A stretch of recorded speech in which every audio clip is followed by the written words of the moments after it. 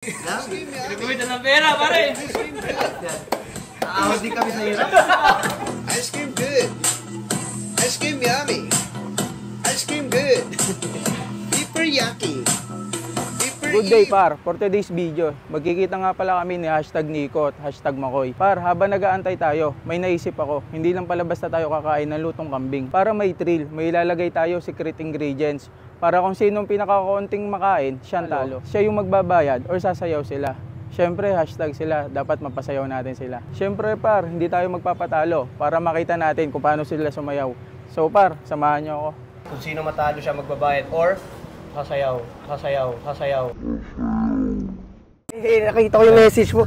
So na ako kay David eh. Nakita niyo naman si David oh. Kung saan ako pumunta, nandun yan. Pinapanood mo ba yan? Bakit ako nandito eh? Talagang asar na asar kami yan. Kay David? Joke lang sir. Hindi, mabait yan sa totoong buhay. Dikit lang ng dikit sa akin yan. Oh. Thank you ha pare ha. Parang maligtad ah. Kainan kasi tayo sa Mustang niya pare oh. Saka sakto din, may pupuntahan tayo sa Tagaytay. Oo, may pupuntahan kami sa Tagaytay. Yeah. Nagugutom kasi kami. Akong bahala dyan. Ano bang mga gusto nyong kainin? Gusto ko kasi pare babae talagang gusto ko. Huwag yan. Madadali tayo. Ay, bawal pala ang babae. Wala alam sa David sa ganyan. Uy, pag lang nasa taping sa mga role lang. Pero sa totoong boy, ang gusto namin, totoong pagkain. Totoong pagkain. May masasuggest ka ba sa amin? Exotic na pagkain, bro. Paano akong bahala? Kinakabahan ako. Ano ba yung... Dadaling ko kayo sa mga sarapan. Kasi ang gusto namin talaga, pre, yung pag hinihiwa namin, may dugo pa, yung mga medium rare. May kinikrave ka ba? Mga exotic ako. Exotic ko! Exotic. Yung mga lokal. Sige. Marami tayong alam dyan. Ikaw bahala sa amin, pare. Libre mo to, ha? Kasi gumastos na kami ng gas and toll. Ang kapal naman ng mukha mo kung aambag pa ako. Hindi naman, sorry. Iblit nila yun, Makoy. Pwede ka magsalta ng bad words dito, gago ka. Edit, may rabang editor yung gaganang. Kamot ulo. Pero bro, may laban ako sa inyo. Ano yun? Kasi, syempre, hashtag kayo. Kung sinong pinakakunting makain, may consequence yun. Anong consequence? Pag hindi kayo magbabayad, sasayaw kayo. So, dapat, damihan nyo talaga yung makain nyo. Pre, naniniwala ka sa fasting? Alam mo bang naka-fasting kami? Ang baho na nga ng hininga namin. Gutom na kami. Mag-practice ka na ng sayaw. Ayan. Ano ng sayaw mo, ha? Naka-omad ako. Naka-omad ka rin ba? Parang yung bigla ako sa TikTok na nag-omad. Yung pinakabatang senior citizen. Omaw pala. Once a week. Pero baka mabigla kami, pahigupin mo man lang kami sabaw kaya, kahit konti, ha? Appetizer. Appetizer, ha? Palaban tayo dyan. Sige. Ikaw bahala sa amin. First time mo na pumunta dito, favorite mo na? Hindi sa lugar na to, ngayon lang, pero kambing kumakain ako. Favorite ko yung kambingan ni Casey Tandingan. Pero siya, Casey Kambingan. I'm pure gold. Wala ko na pure gold. Pili na kami, kung ano gusto namin. So pwede dalawa. Parang pinitipid mo kami. Kahit di ba? Kahit di ba? Galing akong naman buong pa. Baka may sabaw sila. Tigit din tayo pa. Ay, dadala siya adobo lang. Ito, meron pa dito. Papayitang kambing. Ito, masarap to. Ito, literal na mapait lang. Or may asim. Mapait. Mapait ba? Ito po.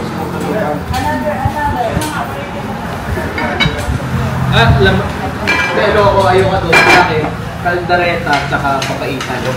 Ang sarap dito sa lasing. Sa tig-dalawa. Adobo na no? Ako yung adobo naman. Adobo tsaka adobo. Balbakwa? So bro, eto na yung request mo. So yung laban natin, natatandaan mo ba yung pinag-usapan natin kanina sa auto? Kung sinong mauna kumain? Oo, sinong pinakamaraming nakain, siya yung panalo. At yung matatalo, sasayaw. Or else, sila yung babayad ng bill. Sakto, ang in-order namin, tigda 2 ulam to. So dapat yung 2 ulam na yun, ubos din. Oo, syempre. Sige, palag ako dyan.